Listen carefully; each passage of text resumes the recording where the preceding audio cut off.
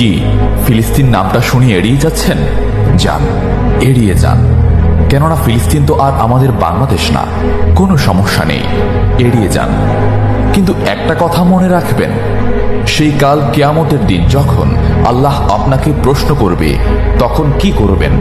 কি করবেন যখন জিজ্ঞাসিত হবেন যে কেন আপনি মজলুম ফিলিস্তিনদের পাশে থাকেননি? জানি উত্তর দিতে পারবেন না, কারণ আপনার নিজেরই জানা নেই এর উত্তর কি হবে। এখন হয়তো বলতে পারেন যে আমি কি করে ফিলিস্তিনে গিয়ে মজলুমদের পাশে থাকব, কি করে এত দূর গিয়ে সাহায্য করব? হ্যাঁ, এইরকম প্রশ্ন যদি আপনার মনে উদয় হয়ে থাকে, তাহলে অবশ্যই আপনার মনে অলসতা আর বজ্রে ভরা।